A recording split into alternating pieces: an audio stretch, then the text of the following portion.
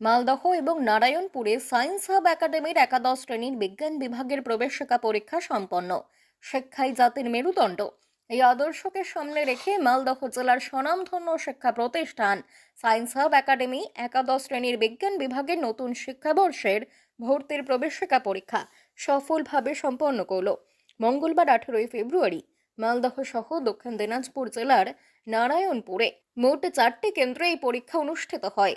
উল্লেখযোগ্য, পরীক্ষা কেন্দ্রগুলির মধ্যে ছিল দক্ষিণ দিনাজপুর জেলার নারায়ণপুর উচ্চ বিদ্যালয়, মালদহের একাডেমির নিজস্ব ক্যাম্পাস এবং ওএসটি ইংলিশ মিডিয়াম স্কুল। এবারের প্রবেশিকা পরীক্ষায় প্রায় 585 জন পরীক্ষার্থী অংশগ্রহণ করেন। পরীক্ষা দুপুর 2টো থেকে শুরু হয়ে বিকেল 3:30 পর্যন্ত চলে। রাজ্যের ছাত্রছাত্রীদের ভিন রাজ্যে না গিয়ে নিজের জেলা থেকেই নিট পরীক্ষার প্রস্তুতির সুযোগ করে দেওয়াই এই প্রতিষ্ঠানের মূল লক্ষ্য।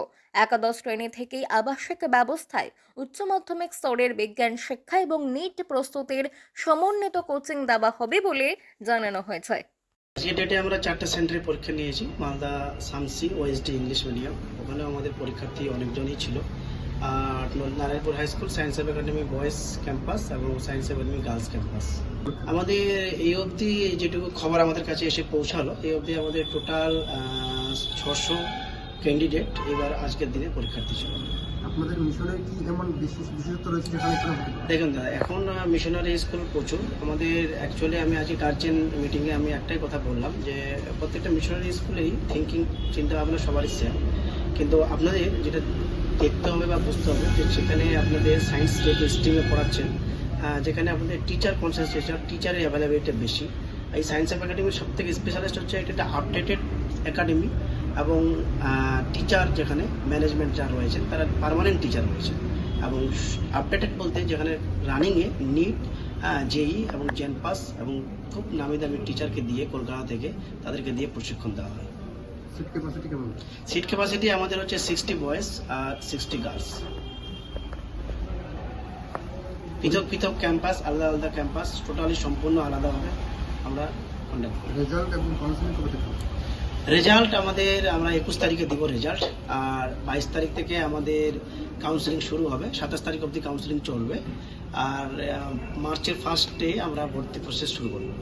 আর যার অবশ্যই আমরা মেধাবীকে গুরুত্ব দেব, মেধাবী অনুযায়ী আমরা ডাক দেব। আপনার নাম? আমার নাম সুলাইমান খান, মিশনের সম্পাদক। আমি দীর্ঘদিন ধরে সলমান সাহেবের সঙ্গে একটা সম্পর্কযুক্ত।